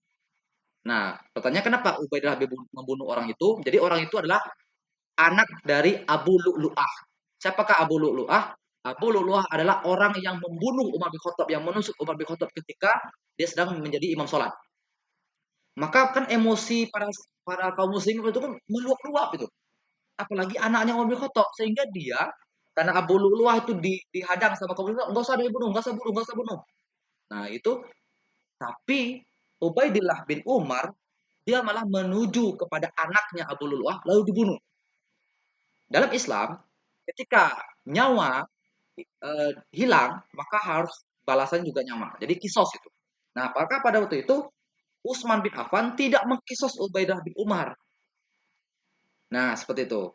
Ya, jadi mereka menggambarkan itu. Ubaidah bin Umar yang telah membunuh Hurmuzan. Padahal kewajiban kisos dalam masalah tersebut sangat jelas. Nah, maka pada waktu itu sebenarnya kenapa Utsman bin Affan tidak kisos? Apakah dia diamkan saja? Enggak. Utsman bin Affan itu membayar dia denda. Nah, dia kan bisa dibayar denda itu. Utsman bin Affan lah yang membayar denda atas Ubaidah bin Umar, kelakuan Ubaidah bin Umar tadi. Maka lepas karena udah bayar denda. Nggak ada lagi sos itu. Nah, jadi seperti itu. Jawaban ketika orang-orang yang mengatakan Utsman tuh dia nggak melakukan kisos atas Ubaidah bin Umar. Nah, itu jawabannya. Kemudian ada lagi. Mereka opini mereka berkembangkan. Utsman bin Affan itu nepotisme karena mengangkat kerabat-kerabat dia menjadi sebagai seorang pejabat. Ya, karena memang nanti di masa Utsman bin Affan itu banyak saudara-saudara keluarga-keluarganya apa Utsman bin Affan yang menjadi pemimpin. Ya, misalnya Abdullah bin Amr gitu kan, Al Walid bin Uqbah, kayak tadi kan Al Walid bin Uqbah yang tadi dicambuk tadi. Nah, itu tuh keluarga dekat Umar Utsman itu. Sementara nanti Amr bin As itu nanti dipecat itu kan. Ini juga nanti ada juga seorang sahabat itu dipecat juga. Nah, tapi Utsman bin Affan punya punya ini, punya dalil gitu kan. Karena mereka itu punya punya power, punya punya kualitas gitu kan. Bukan bukan memilihnya karena wah kamu adik ipar saya angkat jadi pemimpin meskipun kamu nggak punya potensi. Enggak seperti itu. Utsman bin Affan tahu potensinya dan dia kan melihat juga kalau medannya seperti ini nih nggak cocok dengan sahabat seperti ini. Nah gitu. Maka dia memilih orang-orang yang imannya berkualitas. Nah, apalagi kalau dia pada waktu itu kan lagi goncang-gancingnya tuh, lagi fitnah, lagi besar-besaran nih. Maka dia butuh orang yang dipercayainya. Nah, salah satu caranya dia melihat orang-orang yang dekat sama dia itu. Nah, itu kan zaman-zaman fitnah, ini beda soalnya. Sebelum fitnah itu muncul, orang-orang yang jadi pemimpin dari daerah sana tuh hebat-hebat semua. Ya, yang paling terkenal itulah Amr bin As, pemimpin Mesir. Nah, dan itu pun nanti orang-orang pengikut Abdullah bin Sabah tuh mengembuskan api fitnah itu. Wow, kita nih sebenarnya mereka tuh nggak bisa bergerak leluasa karena Amr bin As jadi pemimpinnya. Jadi mereka tuh menyebarkan informasi. agar nanti Amr bin As pun dipecat. Nah, seperti itulah kondisi eh, opini yang mereka kembangkan. Selain dari itu ada lagi opini yang mereka kembangkan. Misalnya Utsman bin Affan telah mengusir Abu Dzar Al-Ghifari ke Rabazah. Nah, jadi Abu Dzar Al-Ghifari kan kita tahu nih sahabat Rasulullah di masa awal-awal dulu ya. Kisah Abu Dzar Al-Ghifari itu gimana dia ketika dia masuk Islam dia nanti langsung berdakwah dan akhirnya dia dihajar gitu. Nah, Abu Dzar Al-Ghifari ini dia berselisih dengan Muawiyah bin Abi Sufyan. Muawiyah ini adalah pemimpin di daerah negeri Syam, ya. Eh dia berselisih tentang suatu ayat, ya. Dan ayat yang diselisihkan itu Quran surat Taubah ayat 34. Nanti bisa dibacakan. Nah, ini saya bacakan artinya. Eh dan orang-orang yang menyimpan emas dan perak dan tidak menginfakkannya di jalan Allah. Nah, cuma tentang itu aja. Si Abu Zari orang yang ahli infak, yang memang benar-benar dermawan orangnya, orang yang zuhud malahan. Sementara Muawiyah bin Abu Sufyan ini beda. Dia memikirkan menyimpan perak itu untuk kemaslahatan nantinya ke depannya. Sementara menurut ayat ini harus diinfakin. Sementara Muawiyah enggak itu. Beda pendapat itu.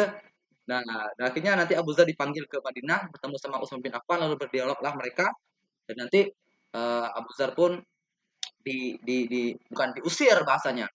Jadi engkau memilih engkau mau tinggal di mana. Awalnya kan di negeri Syam nih, karena bertemu sama Muawiyah akhirnya berdebat ya sama pemimpinnya, akhirnya dia milih ke sebuah negeri namanya Rabazah. Bukan diusir, tapi memang dia milih sendiri. Itu ya. Kemudian apa lagi? Mereka gara-gara mushaf tadi kan, Utsman telah membakar mushaf mushaf Al-Quran itu kan. Ini kan luar biasa ini. Mushaf kitab suci kok dibakar sama Utsman. Itu opini mereka kembangkan. Nah, sementara Utsman bin Affan sebelum membakar mereka diskusi dulu sama enam majelis syuro tadi itu, termasuk Utsman. Nah, gimana menurut pendapat kalian? Saya membakar nih agar tidak ada lagi orang-orang yang salah dalam kiroatnya. Ya, mereka sudah rapat, termasuk Ali pun ada di sana. Mereka setuju. Nah, jadi mental lah opini-opini yang mereka kembangkan itu. Nah, akhirnya nanti ya banyak orang yang terpengaruh dengan opini itu, maka tibalah pada suatu hari. Tiba pada suatu hari orang-orang yang dari Mesir ya orang-orang Khawarij ini dari Mesir, orang-orang yang dari Kufah, dari Irak dan sebagainya itu mereka berkumpul datang pergi ke Madinah, lalu mereka inilah kayak demo gitu, kayak demo gitu, demo dan pada waktu itu sebelum mereka masuk ke Madinah tuh Ali, Zubair, Tolhah itu udah ketemu sama mereka. Kenapa kalian ini itu? Diceritakanlah hal-hal yang tadi opini-opini yang mereka kembangkan. Mereka pun mengeluarkan pendapat-pendapat yang sesuai dengan yang terjadi sama Utsman itu. Dan akhirnya awalnya mereka tuh udah tenang hati mereka tuh. Tenang hati mereka. Oh, berarti gitu penjelasannya. Oh, berarti kita ini salah. Ya udah, mereka sudah bertobat. Ketika mereka mau pulang kembali ke daerahnya masing-masing, ya ada yang dari negeri Syam, ada dari Mesir, ada dari negeri Kufah, Basrah. Pas mereka mau pulang, ketemu dengan seseorang yang membawa surat yang berisi bunuh orang-orang yang demo tadi, ya, bunuh orang-orang yang demo tadi, dan ditandatangani sama Utsman dan ada stempelnya gitu. Sebenarnya itu adalah bukanlah Utsman yang membuat suratnya, tapi memang strategi mereka gitu. Dibikin mungkin di sini ada para mahasiswa ya. Nah, ini ada mahasiswa nih yang mungkin pernah demo ya. Demo itu kan ada juga namanya tuh manajemen konflik gitu. Kita khawatir nanti ada disusupin. Jadi ketika orang demo itu ya, ketika ada orang yang lempar-lempar batu dan sebagainya itu bisa jadi itu bukan karena mahasiswa yang lempar batu. Tapi ada provokator yang telah disiapkan sehingga nanti polisi punya alasan untuk menyerang mahasiswa ini yang demo. Nah, begitu juga dengan ini tadi, ya. Maka Utsman bin Affan tidak mungkinlah dia mau membunuh kaum muslimin. Dan mereka masih Islam. Dan orang yang ditangkap itu ternyata membawa surat isinya itu. Bunuhlah orang-orang yang demo itu, ya, orang demo itu dan ada stempel Utsman bin Affan di surat itu. Maka mereka yang tadinya tenang, naik amarah mereka balik lagi ke Madinah, langsung menyerbu Madinah, mengepung Madinah, termasuk rumah Utsman bin Affan. Di situ bingung, kaum muslimin bingung, bingung. Mereka mau melawan, mereka masih muslim, muslim tidak boleh saling bunuh-membunuh, ya nggak boleh gitu. Utsman bin Affan tuh ketika banyak para sahabat yang mau menolong dia gitu kan, mau mau membantu dia. Udahlah, jangan sampai ada darah yang tertumpah gara-gara saya ini gitu. Maka orang demo, kenapa turunkan Utsman itu. Nah, nah ini ada Abdullah bin Umar ya, anaknya Umar bin Khattab itu membuat sebuah pembelaan. Nah ini dia katakan seorang laki-laki dari Mesir datang menunaikan ibadah haji lalu dia melihat suatu kaum sedang duduk. Dia bertanya, siapa mereka? Orang-orang menjawab mereka adalah orang-orang Quraisy. Dia bertanya, siapa syekh mereka? Orang-orang menyebut bahwasanya dialah Abdullah bin Umar. Lalu dia berkata kepada Ibnu Umar atau Abdullah bin Umar tadi, "Wahai Ibnu Umar, aku bertanya tentang kepadamu tentang sesuatu, maka kabarkan aku tentang itu. Apakah engkau mengetahui bahwasanya Utsman itu lari pada perang Uhud?" Maka Abdullah bin Umar mengatakan, "Ya, Utsman lari pada perang Uhud." Dan yang lari bukan Utsman saja, semuanya lari karena kan perang Uhud itu kan kaum muslimin kan didesak tuh. Ada yang berlarian sampai ke atas bukit, termasuk Utsman bin Affan. Nah, tapi kalau Rasulullah, Abu Bakar, Umar, mereka tetap tegar seperti itu. Bahkan mereka kejar lagi, tapi tetap juga mundur nantinya. Nah, maka iya kata kata si Abdullah bin Umar. Lalu, apakah engkau mengetahui bahwa Utsman bin Affan itu tidak hadir pada perang Badar? Ya. Lalu ditanya lagi, apakah engkau mengetahui bahwasanya pada saat Baitur Ridwan, Utsman itu enggak ada pada waktu itu? Nah, Baitur Ridwan itu adalah kan kaum pada sebelumnya saya juga sudah ceritakan. Jadi ketika kaum muslimin mau hijrah ke Madinah, ya, ketika kaum muslimin mau hijrah ke bukan mau hijrah, mau umroh ya, mau umroh ke Mekah, mereka tuh dihadang, mereka dihadang dan karena mereka nggak bisa masuk ke Mekah pada waktu itu. Karena apa? Karena mereka masih musuhan. Nah, maka Rasulullah memerintahkan Utsman bin Affan pergi ke Mekah untuk negosiasi. Nah, tapi Utsman bin Affan ini nggak datang-datang gitu. Khawatir Utsman bin Affan ini udah dibunuh. Maka Rasulullah berbaiat disebut dengan baiat Ridwan, memastikan kaum muslimin yang hadir pada waktu itu nggak ada yang eh, menjadi musuh dari dalam, ya, nggak ada yang menjadi orang yang munafik, siap untuk berjuang apapun kondisinya. Karena pada waktu itu mereka diamanahkan untuk tidak membawa senjata perang karena mereka mau umroh. Maka mereka pun bayar Ridwan. Nah, justru pada saat bayar Ridwan itu Rasulullah mengatakan, inilah tangan tangan tangan Utsman bin Affan. Nah, digantikan seperti ini. Nah, jadi tangan Rasulullah itu digantikan dengan tangan Utsman bin Affan sebagai tangan Utsman bin Affan. Tapi nanti Utsman bin Affan datang dan akhirnya nanti jadilah namanya perjanjian Hudaybiyah. Nah, itu kita sudah jelaskan pada pertemuan sebelumnya. Nah, iya kata-kata si Abdullah bin Umar. Utsman bin Affan nggak hadir pada saat Badar Ridwan. Nah, Allahu Akbar, ternyata benar nih, Utsman bin Affan ini nggak cocok jadi pemimpin kita. Maka apa kata Abdullah bin Umar? Kemarilah engkau, sini aku ceritakan ya. Adapun larinya Utsman pada perang Uhud, itu maka aku bersaksi bahwa Allah telah mengampuninya. Karena apa? Allah sudah membuat ada ayatnya menceritakan bahwa Allah itu sudah mengampuni orang-orang yang lari pada perang Uhud itu semuanya. Udah selesai, udah clear, nggak usah lagi dibahas. Kemudian apa lagi? Adapun ketidakhadirannya pada perang Badar, maka eh, Abdullah bin Umar mengatakan karena pada waktu itu Utsman bin Affan merawat istrinya putri Rasulullah itu Ruqayyah tadi ya. Nah, makanya Rasulullah mengatakan justru ketika perang Badar itu kan dapat harta rampasan perang. Rasulullah bersabda, sesungguhnya engkau wahai Utsman mendapatkan pahala dan bagian dari harta rampasan perang seperti orang yang mengikuti perang Badar. Nah, orang-orang lain itu ikut perang Badar, Utsman nggak ikut, tapi dia dapat pahalanya sama dengan orang yang ikut perang Badar. Itu kata Abdullah bin Umar. Kemudian, adapun ketidakhadirannya dalam Baitul Ridwan, maka seandainya dia di Mekah pada waktu itu, seandainya di Mekah ada orang yang lebih mulia daripada Utsman bin Affan, maka tidak mungkinlah Nabi itu memutuskan Utsman sebagai orang yang pergi ke Mekah. Nah, jadi Utsman ini termasuk orang yang mulia. Wajar dia nggak ikut Baitul Ridwan. Maka oleh karena itu orang yang tadi dia mental apa namanya gagasan-gagasan dia. Nah, baik kita kembali ke demo tadi ya. Jadi orang-orang yang tadi itu ya dari Mesir, dari Kufa, Basra tadi, dari negeri Syam beberapa orang berkumpul semuanya di rumahnya Utsman bin Affan dikepung. Utsman bin Affan diboykot, nggak boleh keluar gitu. Nah, tapi sahabat Rasulullah ya lebih lebih ke ini sih anaknya ya, misalnya anaknya Ali, Hasan bin Ali, kemudian juga Umar nih, anaknya Umar tadi Abdullah bin Umar itu mereka lah yang berani bolak-balik. Sebenarnya yang lain juga berani sih, tapi mereka khawatir karena apalagi yang menjadi syurok tadi itu. Datang mereka, maka mereka akan diinikan juga itu. Nah, maka Hasan bin Ali, kemudian juga Abdullah bin Umar tuh datanglah ke rumah Utsman bin Affan. memberikan makanan, ya, mengirimkan makanan gitu. Terus juga mengatakan wahai wahai khalifah kami siap untuk membela engkau wahai khalifah gitu kan. Nah, sehingga pada suatu hari ini lama loh. Mereka tuh dikepung kalau tidak salah ada riwayat yang mengatakan itu sampai sebulan itu ya atau juga ada yang mengatakan hanya beberapa hari. Dikepung. Utsman bin Affan tuh nggak bisa sholat ke masjid pun nggak bisa. Gitu. Diboikot. Maka Utsman bin Affan sholat sendiri di rumah ya dia cuma tilawah saja gitu. Nah, maka pada suatu hari pernah Utsman bin Affan keluar. Wahai, dia pun apa namanya? Berteriak kepada masyarakat nih Abu Umamah bin Sahal dia berkata, kami bersama Utsman di dalam rumahnya yang telah dikepung kata si dia. Di dalam rumah itu terdapat sebuah lorong, siapa yang memasukinya, dia akan mendengar pembicaraan yang orang yang ada di atas lantai.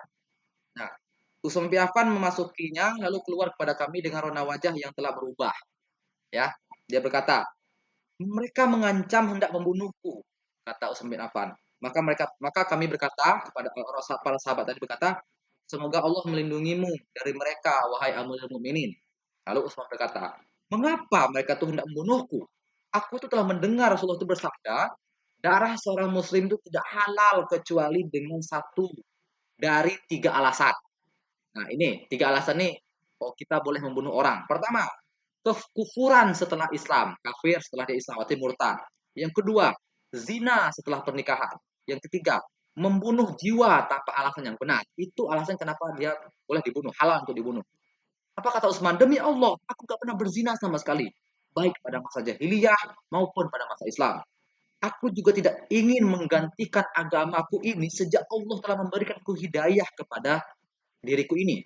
Kemudian, aku juga tidak pernah membunuh satu jiwa pun yang haram untuk dibunuh. Lalu mengapa mereka ingin membunuhku? Nah, mereka nggak punya alasan ya, karena mereka terpengaruh sama opini aja. Nah, ini namanya perang pemikiran ini. Maka kita juga harus jeli dengan perang pemikiran ini. Khawatir kita tuh terjerumus. Kan sering tuh, Islam tuh teroris. Kita termakan aja sama opini-opini. Dan itu kita harus hati-hati. Ya. Lalu, eh dari Abu Abdurrahman bahwa Utsman pernah mengatakan ya pada waktu itu Utsman melongok kepada orang-orang yang mengepung rumahnya. Dia melihat lalu dia berkata, "Wahai orang-orang yang sedang demo, aku bertanya kepada kalian semua, jawab dengan kejujuran, jawab dengan sebenarnya, ya. Aku bertanya kepada kalian dengan nama Allah. Aku tidak bertanya kecuali para sahabat Rasulullah pun juga ada mengetahui dengan kondisi ini. Ya, bukankah kalian itu mengetahui bahwasanya Rasul itu bersabda, Man hafara rumata falahul jannah ya barang siapa yang menggali sumur rumah maka dia meraih surga itu Rasulullah mengatakan seperti itu barang siapa yang uh, bukan menggali sih ya membeli sumur rumah itu dia akan dapat surga sumur yang saya bilang tadi itu yang saya ceritakan di awal maka aku yang membelinya kata Utsman bin Affan bukankah kalian tahu hadis itu dan juga apakah kalian sudah tahu bahwasanya Rasulullah pernah bersabda, barang siapa yang menyiapkan pasukan perang tabuk maka akan mendapatkan surga? Apakah pernah kalian dengar hadis itu? Kata Utsman bin Affan. Dan aku menyiapkannya pada waktu itu, pada perang tabuk itu saya berikan harta yang banyak. Gitu. Tapi kenapa kalian membunuhku, ingin membunuhku? Dia udah dijamin surga. Maka mereka sebenarnya tahu itu. Tapi karena udah opini mereka, otak mereka udah kacau ya. Mereka bunuh Utsman itu. Nah, itu yang terjadi. Nah, sekarang kita masuk ke tahap yang terakhir yaitu di masa-masa Rasulullah Utsman bin Affan akhirnya dibunuh. Utsman bin Affan ya berkata kepada Abu Hurairah yang telah datang dengan pedang yang terhunus. Ini Abu Hurairah datang sudah siap untuk membunuh orang-orang yang berani membunuh Utsman bin Affan. Maka kata Utsman bin Affan, ketahuilah wahai Abu Hurairah tenang saja. Gitu. Jika engkau membunuh satu orang saja, maka seolah-olah engkau membunuh seluruh manusia. Padahal beliau terancam nyawanya, tapi tetap itu yang dikata-katakannya. Selain dari itu, Utsman berkata kepada Al-Hasan, Al-Husain, anaknya Ali ya, Al-Hasan, Al-Husain, Abdullah bin Umar, Abdullah bin Zubair, dan para sahabat, para anak-anak muda. Ini anak-anak muda yang justru banyak tuh di rumah Utsman bin Affan tuh, yang siap untuk membela itu. Ya, karena memang ayahnya nggak suruh, oke, Zubair bin Awam bilang, oke anakku silakan kamu ke rumah Utsman, kamu halangi di orang-orang yang mau membunuh Utsman. Seperti itu, siap. Maka apa kata Utsman bin Affan ketika mereka berkumpul di rumah? Aku mau ngasih wasiat sama kalian, boleh nggak? Oh boleh, boleh, boleh. Apa kata Utsman bin Affan? Aku minta dan mohon kepada kalian dengan nama Allah, jangan ada darah yang tertumpah demi membelaku. Luar biasa Utsman bin Affan.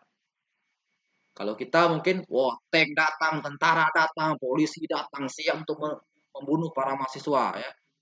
Kalau ini enggak, gitu. Nih, yang lain. Ibnu Umar berkata, Abdullah bin Umar ya. Jadi ketika ada kata Ibnu Umar, berarti itu anaknya Umar maksudnya ya. Ali bin Abi Thalib datang menemui Utsman bin Affan pada saat dia dikepung. Ali bin Abi Thalib datang bersama Al Hasan sementara pintu tertutup.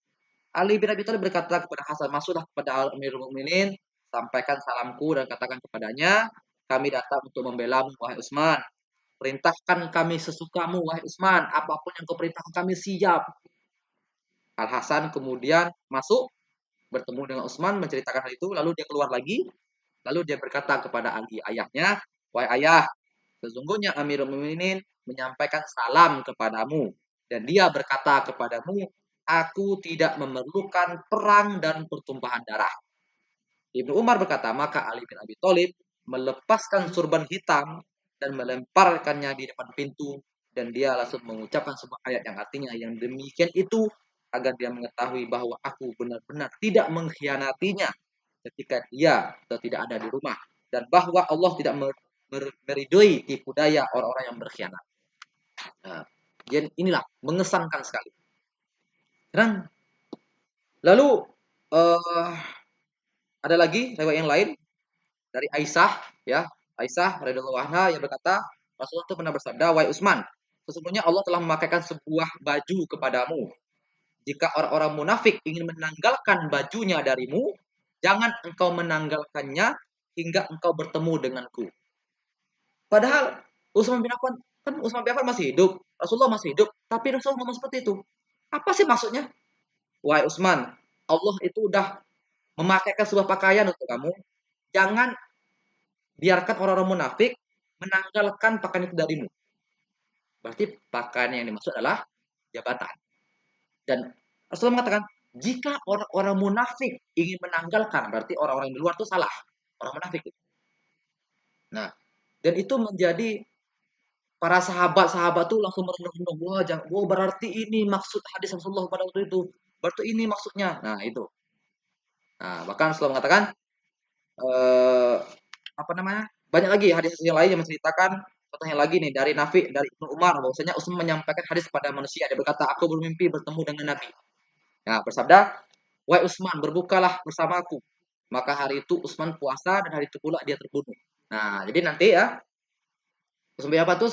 Karena saking banyaknya orang apa yang demo di luar dan dia melihat wajah-wajah rona-rona mereka tuh bakalnya nggak bakal damai, bakal bunuh Utsman bin Affan, maka Utsman bin Affan pada itu berpuasa.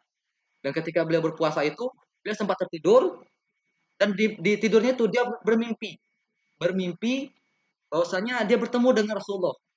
Dan Rasulullah berkata pada waktu itu, wahai Utsman, berbukalah bersama kami. Nah, jadi ini isyarat bahwasanya nanti dia akan meninggal dunia. Maka Utsman terbangun, lalu diceritakan kepada Abdullah bin Umar, wahai Abdullah bin Umar, saya barusan mimpi bertemu Rasulullah dia mengatakan berbukalah bersamaku wahai Utsman itu. Nah, ya. Dan ayat lain itu nih dari Abu Kilabah ya. Ia berkata, ini prosesi gimana nanti para pemberontak itu mulai masuk ke rumah. Aku bersama kawan-kawanku di Syam, aku mendengar suara seorang. Dia berkata, aduhai celaka aku, neraka. Nah, kenapa? Karena orang-orang yang nanti menyerang Utsman itu, nanti mereka itu semuanya gila. Nah, itu karena apa ya? Karena mereka kesalahan sendiri lah. Kenapa mereka membuat sebuah kekacauan. Nah, kalau di buku ini, di buku yang saya bacakan ini, ya ini tidak dijelaskan secara detail bagaimana terjadinya pembunuhan Utsman. Tapi saya menggunakan buku yang lain, buku yang ini, ya. Perjalanan hidup empat khalifah. Nah, ini bagaimana kisahnya. Jadi ketika pada waktu itu Utsman bin Affan sedang duduk sedang membaca Al-Qur'an, ya, sedang membaca Al-Qur'an, eh, para pemberontak mulai masuk ke rumah-rumah, ya, ke rumah Utsman bin Affan.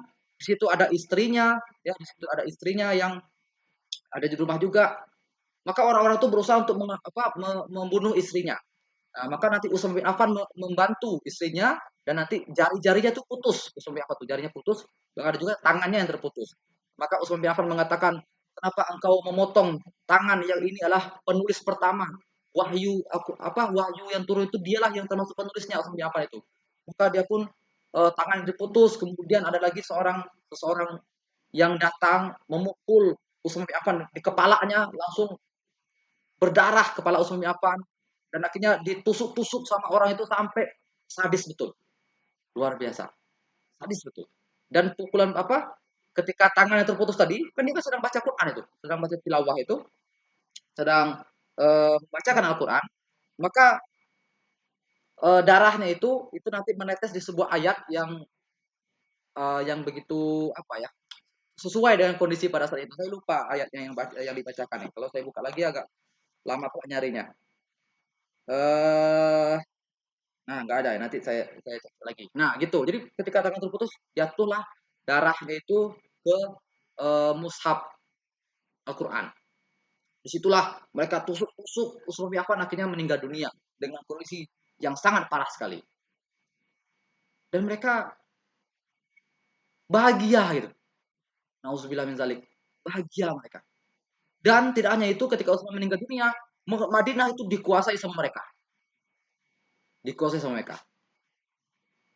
Coba bayangkan, kita yang barangkali sebagai pengikut situ, sebagai penonton, mungkinlah kita kita berada di posisi Ali bin Abi Thalib, Tolhah, Zubair, apa yang mesti kita lakukan coba?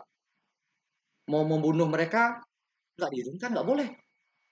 Mau ngapain itu? Nah, artinya apa? Ini bahaya para penusuk.